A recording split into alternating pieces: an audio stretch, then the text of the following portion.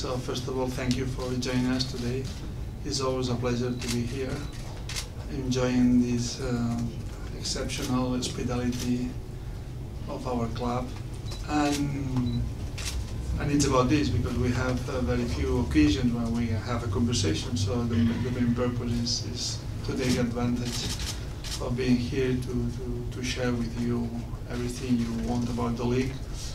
I have to say that we are living a very exciting moment. We as a EuroLeague, because I think that the competitions and all the ways in which we can measure the success and the growth of the league are positive, but also in terms of the sports industry, because we are living a very interesting moment. We have in front of us many challenges that we have to face, and we are thinking on that, we are working on that. Our conversation in these moments are about these challenges. Challenges are more about to understand how the new generations and millennials are consuming sports in general, and of course we care about basketball, how the technology is creating new platforms, new disruptive ways in which we can consume the sport. We are living a moment where brands are willing to have more access to our customers, to our clients, to our fans. With the media landscape, it's been fragmented. With all this happen, it's very challenging, but it's also an opportunity because we can reach more people, and we have to understand how to do it.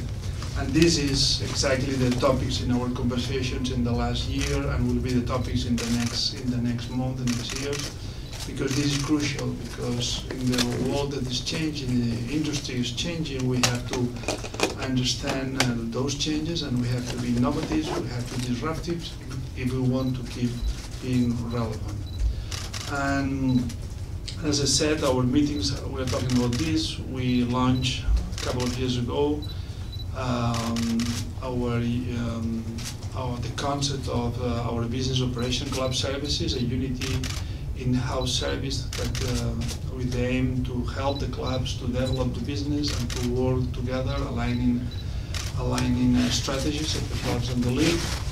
We just start this January with a very important, I will say, new governing body in the EuroLeague, which is our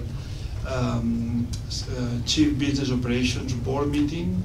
It's a very small group of Chief Business Operations from our clubs that together for us, we try to, as I said, to align the strategies of the clubs with the league and trying to see how we can change our strategies to make our business more productive and more bigger. So, and I'm glad to have Zalgiris in this small group, because that reflects how important is becoming the club in our organization.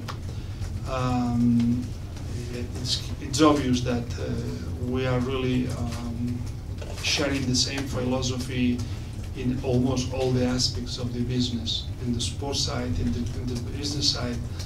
But it's also important that having Zalgiris being proactive in the definition of these strategies is exactly what we are doing, having Zalgiris in this small group of 5 clubs that define the commercial strategy of the EuroLeague for the next years.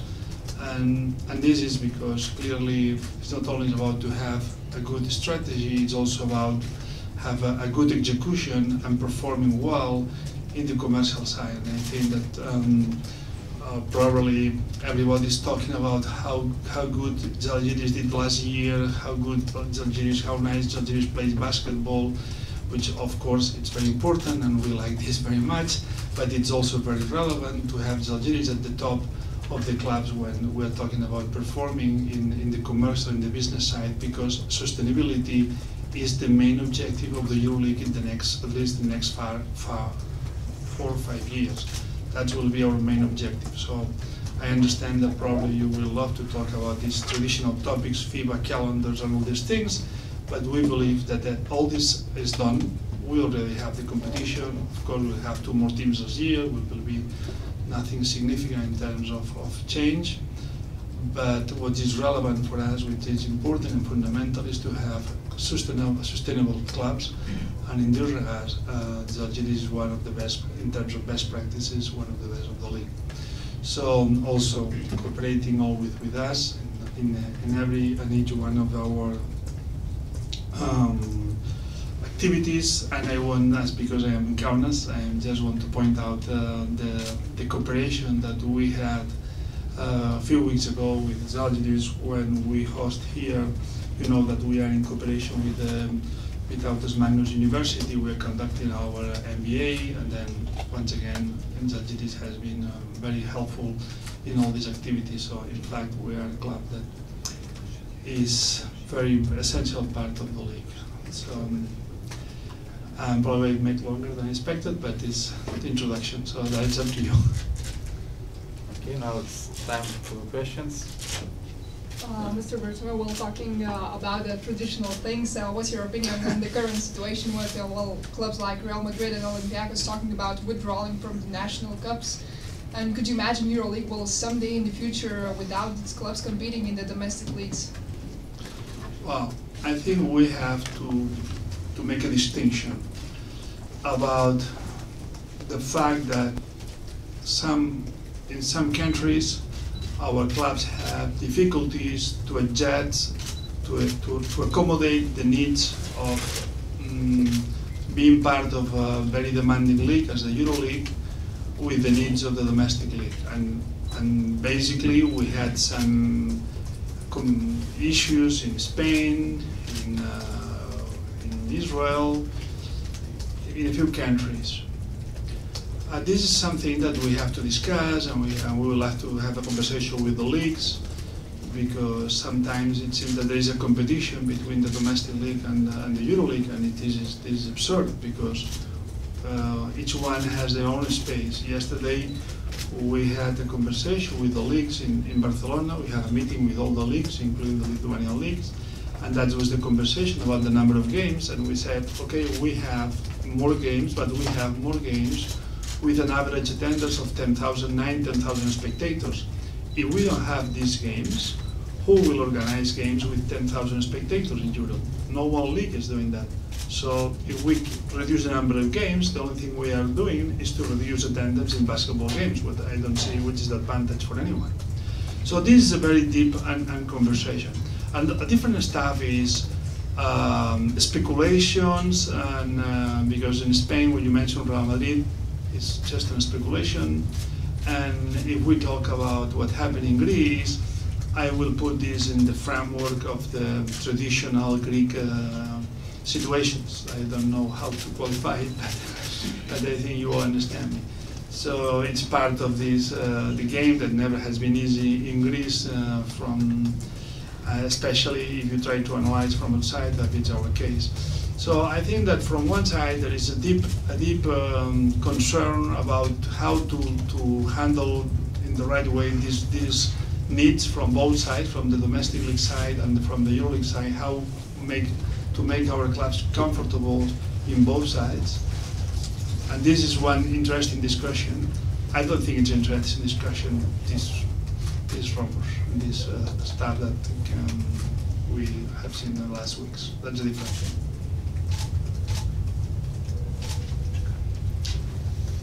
Mr. Bertomeu, you talked about the financial side of the clubs, and even though some clubs are doing well financially, there are some clubs who keeps participating in Final Fours. Like in last 4 years, there are 3 clubs which played all the times, right? Like Real Madrid, CSKA Moscow, and Fenerbahce. Are there any plans to make the competition more even, maybe to introduce salary cap or something like that? Well, first of all, we have to see the big picture. And now we have, as you say, 3 clubs that made the Final Four in the last years, but probably we need to remember that for years we had teams like Panathinaikos and Maccabi that were dominant in the EuroLeague, and then we have Barcelona and many Final Fours. So those are cycles. We have to see this as a natural evolution of all the sports. So, and we have the same in many sports. So probably, if you look at the NBA, you can say the Golden State are always in the final. There are cycles. Probably in the next 5 years, they will not be in the Final Four. Those are the teams that are there. So we never know. But we had the time where Panathinaikos or Maccabi were more dominant than Olympiacos. Barcelona, I don't know how many Final Fours made, I don't remember. But so I don't give out of importance. I don't think we have to take this too seriously because our conjunctural. Which is not conjunctural, is to see how we make the league more balanced.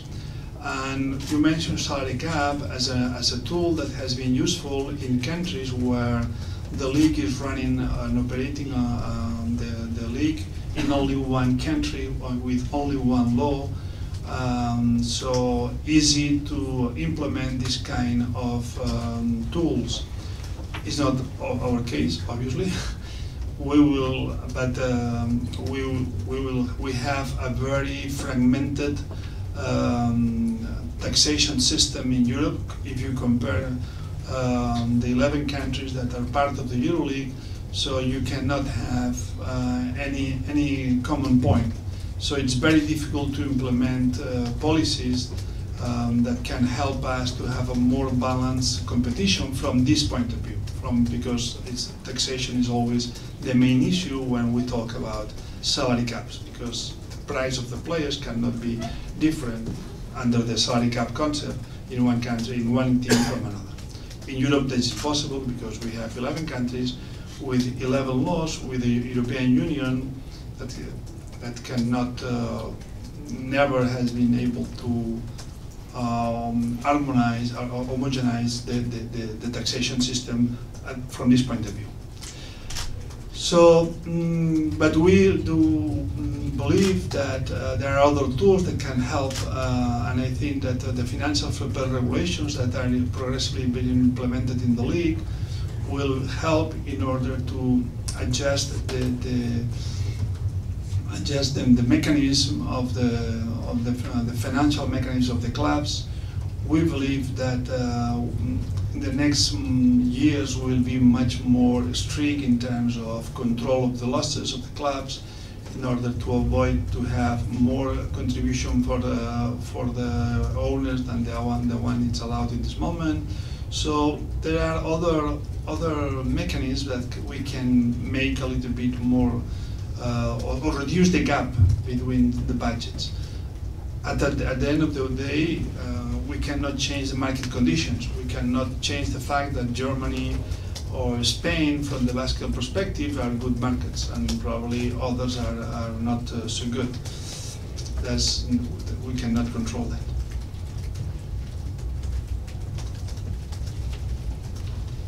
More questions? Mr. Bertomeu, you mentioned the situation in Spain and Greece leagues.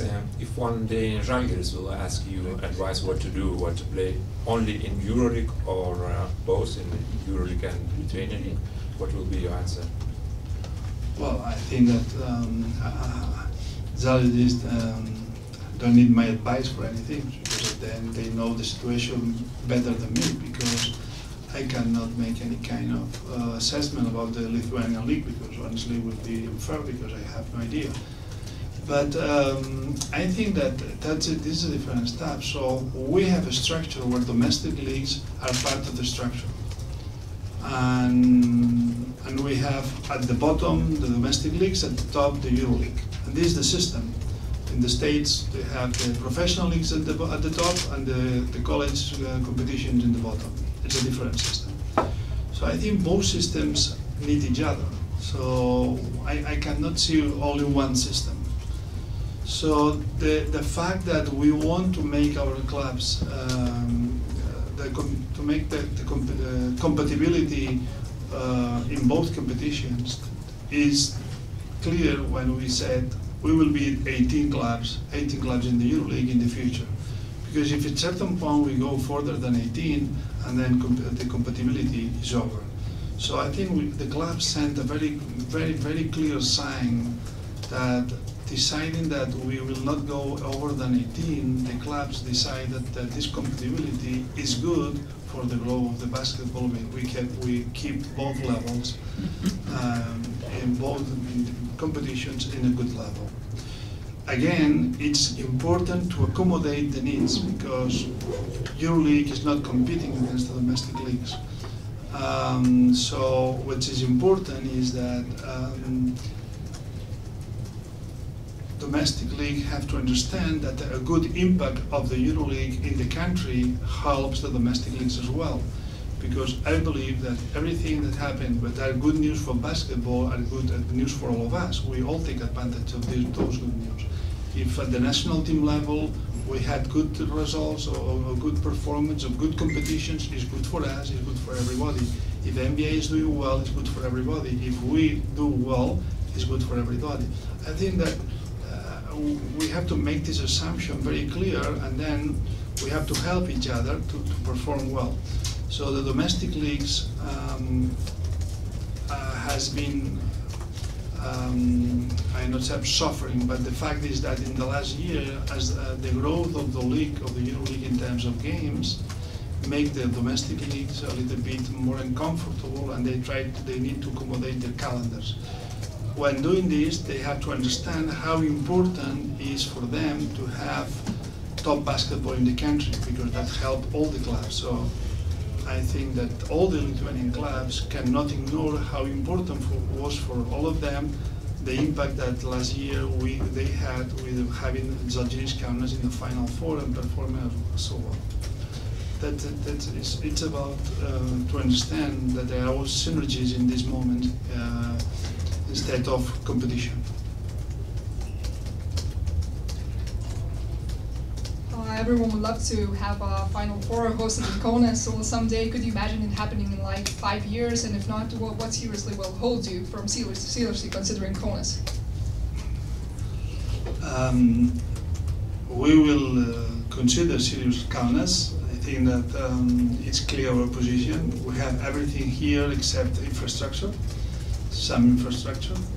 And I have this conversation with authorities, of course with the club, but basically it's about this, because the best fan base the best fan base in Europe, the best arena in Europe,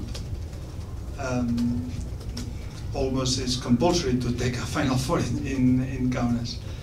Now we have to solve these, let's say, logistic things that are important, since Final Four is becoming bigger and bigger and bigger.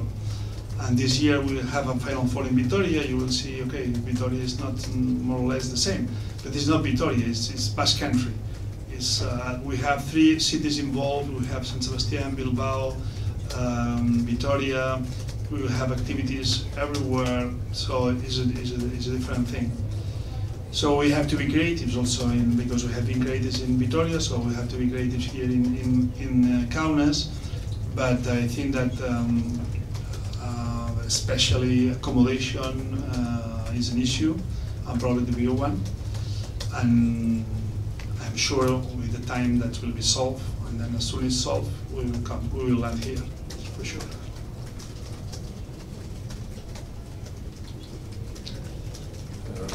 In FIBA house in Geneva is new boss, Andres Aklis, and how can progress talks with the FIBA, and can EuroLeague should find some compromise to move some game dates to open players in the FIBA World Cup windows?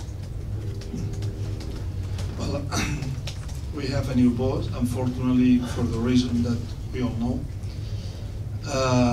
We did not have the opportunity to have conversations with the new management in FIBA. I think that we do not feel that we are in conflict with FIBA.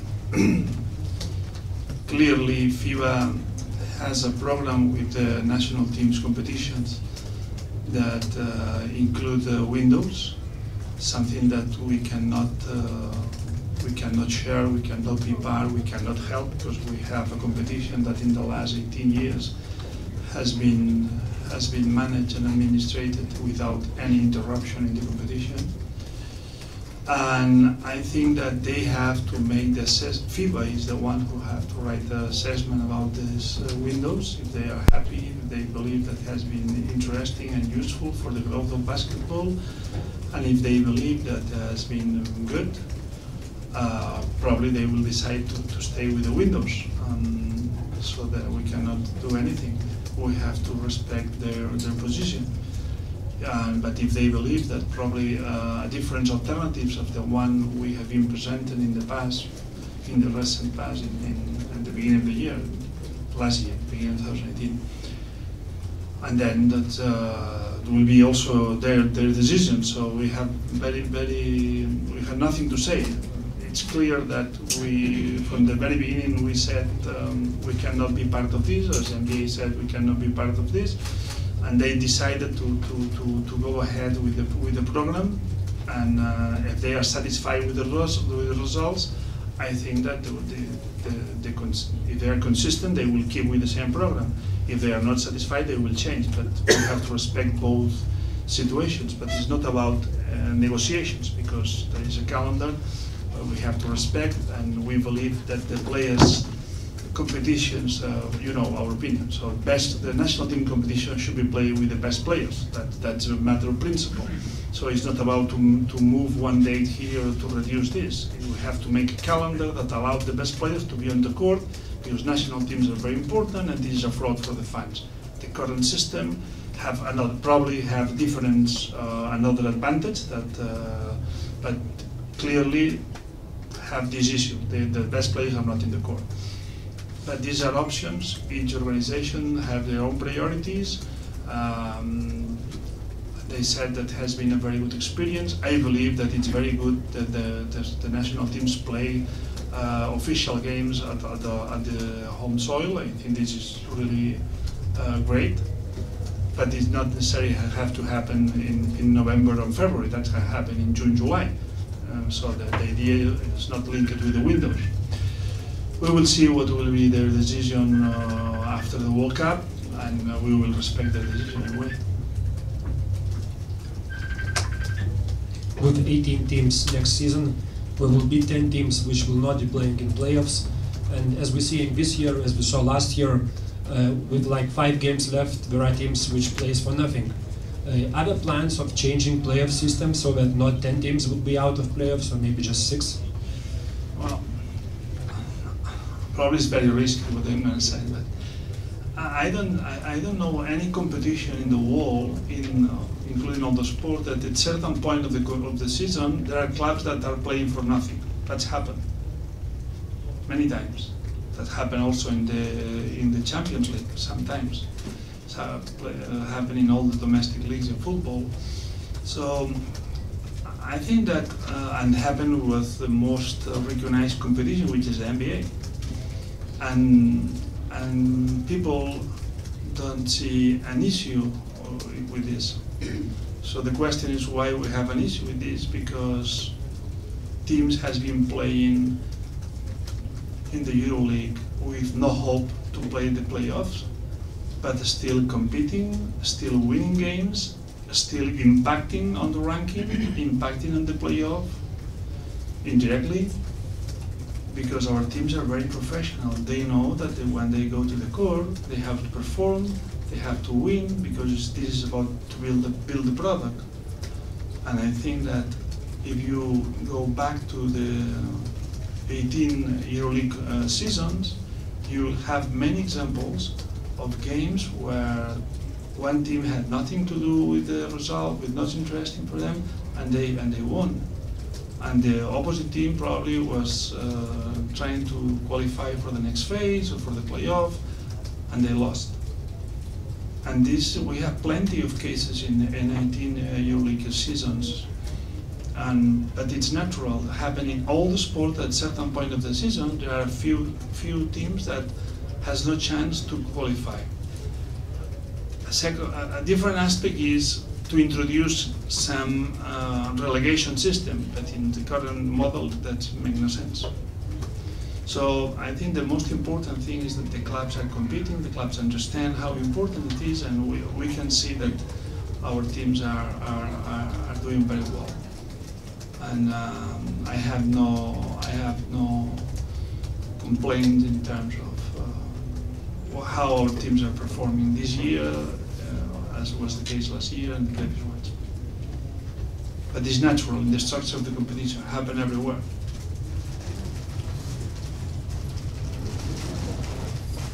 So in EuroLeague always looking to the future, and what is your vision?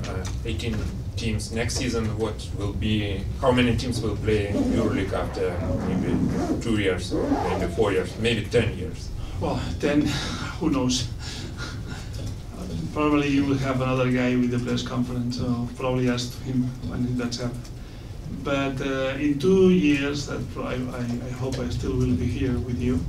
I think that we are now in the process of consolidating the model. I personally don't see an expansion of the number of teams in the next 4 or 5 years, because we have to consolidate what we have. We always rush to make change in basketball, sometimes too many times. No?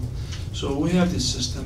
I believe the system is being consolidated. We will add 2 more teams next year because it's very important to add important markets like Germany and France, good brands like Bayern Munich. That will definitely help the growth of the league. But the future, I believe that we have to think more when we talk about expansion of the league. When we thought that we want to have a team in London, we want to have a team. When we are saying these things, because it's true, we are looking in this direction when talking about the future.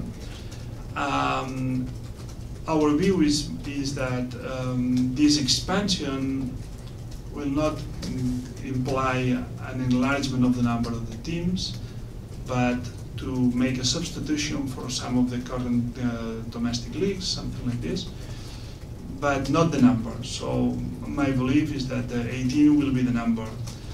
First, because the calendar, again back to the point of compatibility with the domestic league, do not allow us going further than 18 without the risk to damage the leagues.